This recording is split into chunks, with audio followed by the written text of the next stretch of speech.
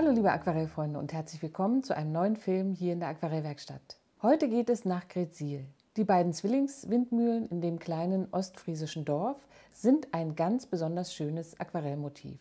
Ich habe es von einer sehr netten Malreise im Sommer mitgebracht. Grüße noch einmal an alle, die in Greetsiel dabei waren, und jetzt wünsche ich viel Spaß beim Zuschauen.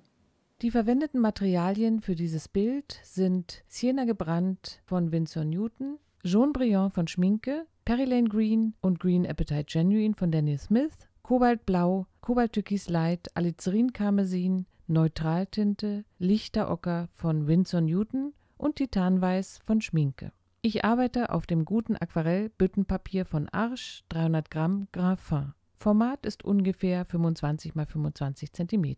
Die verwendeten Pinsel sind ein Rotmarderhaarpinsel von Da Vinci Größe 12, ein Eichhörnchenhaarpinsel von Escoda in der Größe 4, ein kleinerer Rotmarderhaarpinsel Größe 6 und der Escoda Perla Pinsel in der Größe 2.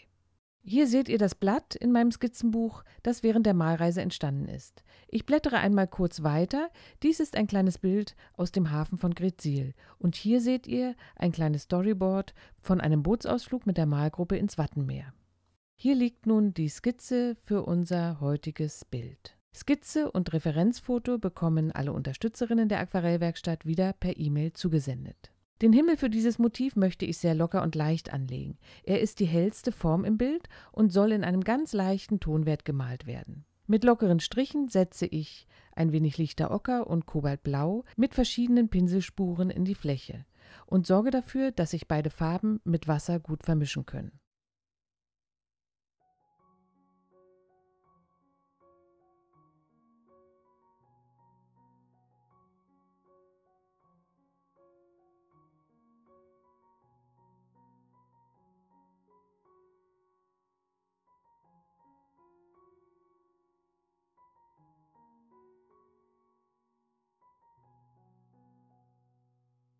Den Himmel föhne ich einmal kurz an, damit ich jetzt mit der Windmühle auf trockenem Papier weiterarbeiten kann.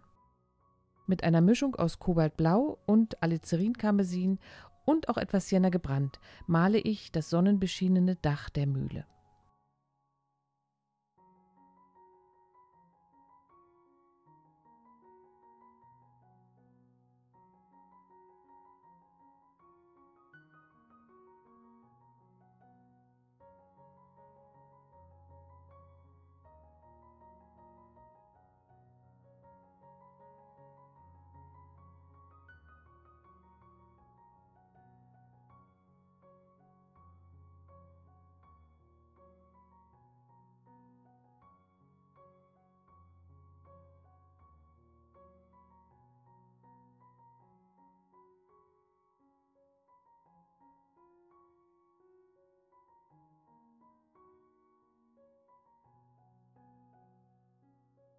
Ich variiere den Farbauftrag hier von kühl nach warm, indem ich die Mischung ab und zu verändere. Hier im ersten Farbauftrag male ich die gesamte Mühle recht hell. Ich möchte später den Schatten auf die Flächen setzen, die nicht von der Sonne angestrahlt werden. Dies ist aber eine Aufgabe für den zweiten Farbauftrag. Das weiße Geländer, das einmal um die Mühle herumgeht, lasse ich hier hell stehen. So muss ich das später nicht malen und es entsteht quasi von allein.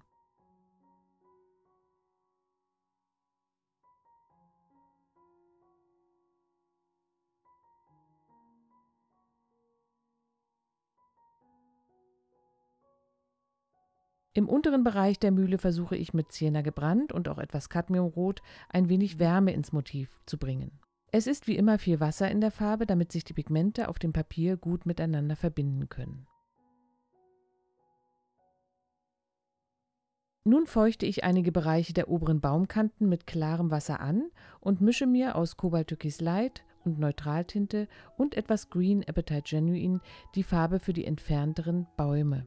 Hier möchte ich im oberen Bereich weiche Kanten bekommen, um damit die Illusion von Entfernung zu erreichen. Nass in nass arbeite ich nun mit verschiedenen Grüntönen weiter. Einige rote Hausdächer werden als abstrakte Flecken auch in die Fläche hineingearbeitet.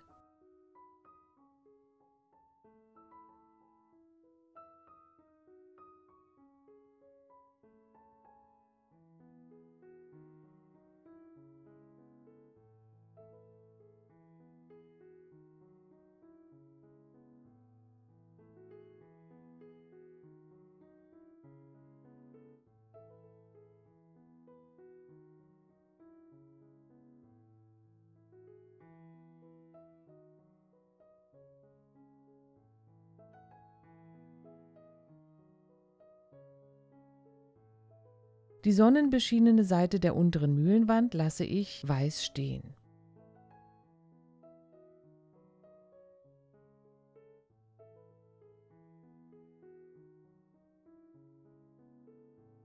Die Grüntöne variieren nun zwischen wärmeren und kälteren Schattierungen.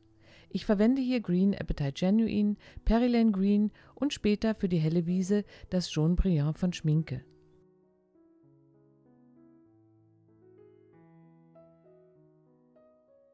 Dieses helle Gelb wird mit wenigen waagerechten Strichen über das Blatt gezogen und die Wiese im Vordergrund male ich mit dunkleren Grüntönen und auch eher tupfenden Bewegungen. Hier möchte ich später Gräser und einige Blumen andeuten und so einen Vordergrundeffekt erzielen.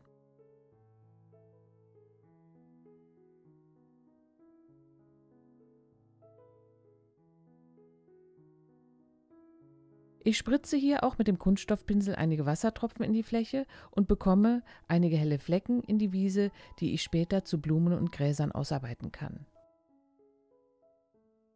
Mit Neutraltinte und Xylinblau male ich das Dach der hinteren Windmühle.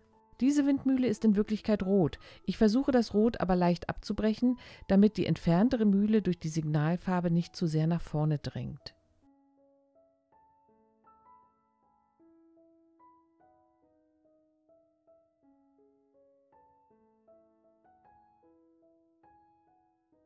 Auch hier lasse ich einige Striche im weißen Geländer stehen.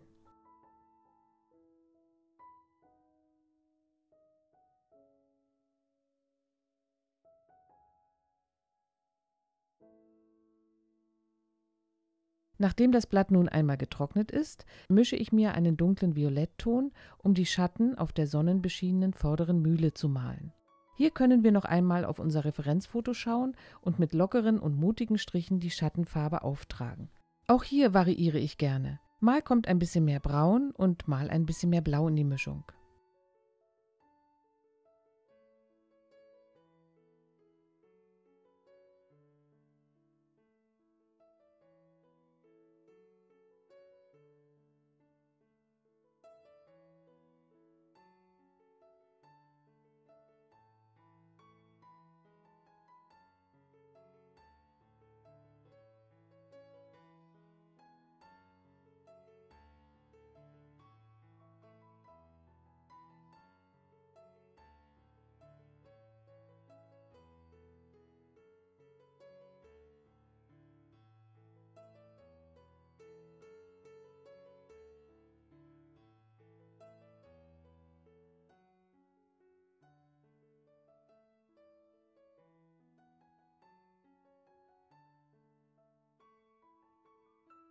Unter dem Geländer ist es besonders dunkel. Hier verwende ich die Farbe etwas cremiger mit weniger Wasser in der Mischung.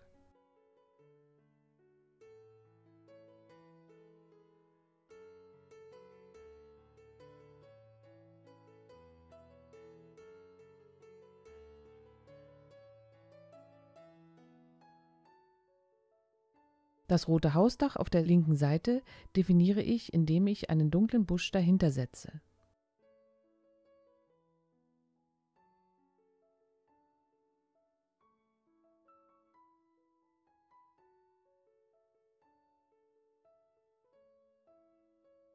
Genauso entsteht das Haus rechts von der Mühle.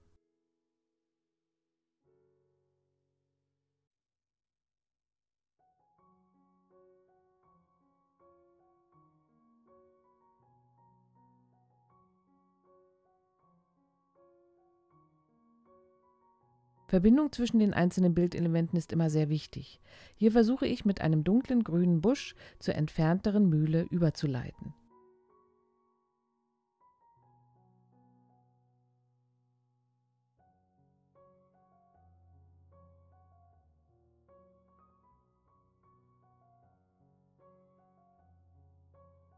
Auch sie bekommt nun ihre Schattenformen mit einem variablen Violettton aus Ultramarin und Sienna gebrannt.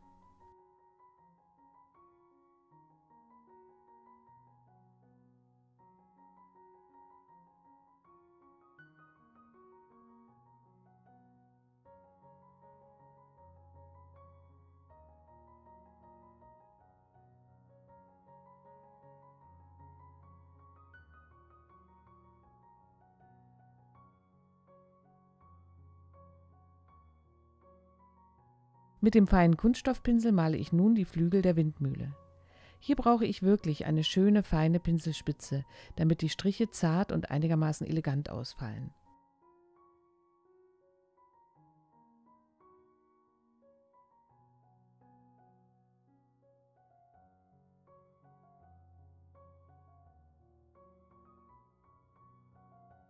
Mit einem helleren Blauton arbeite ich die Flügel noch etwas aus, später werde ich hier mit Titanweiß noch weiße Akzente setzen.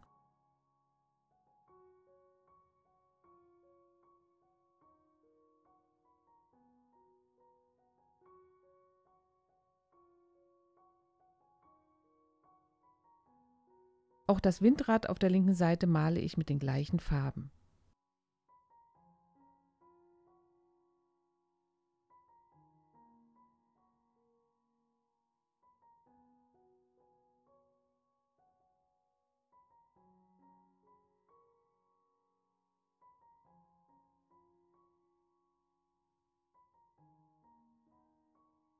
Genauso verfahre ich bei der kleineren Mühle. Hier verwende ich die Farben etwas wässriger, sodass durch den etwas blasseren Farbton eine Fernwirkung entsteht.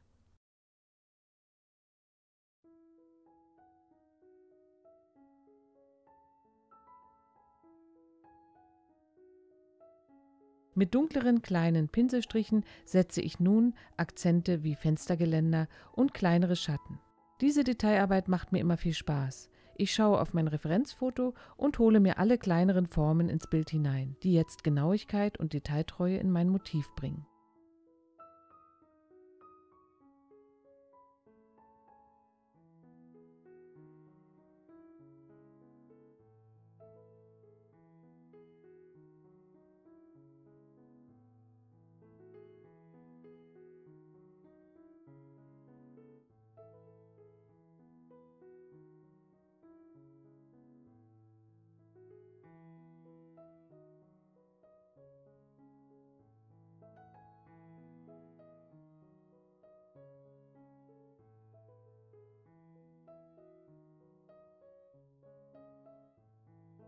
Mit dem Flachpinsel hole ich kleine Gräser und auch runde Formen für Blütenköpfe aus der Wiesenfläche im Vordergrund heraus.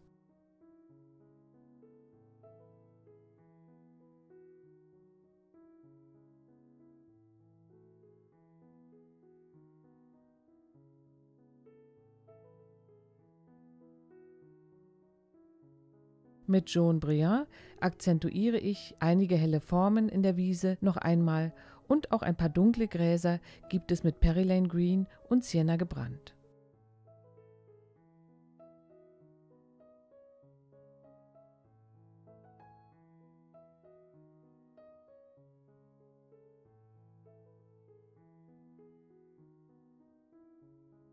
Zum Schluss setze ich wie immer mit Titanweiß aus der Tube noch einige Highlights. Dies gibt noch einmal Glanz und Lebendigkeit ins Bild. Ich hoffe, ihr hattet Spaß und Freude an meinem kleinen Grezila Motiv und nun wünsche ich euch viel Erfolg beim Nachmalen. Ich sage Tschüss, bis zum nächsten Mal.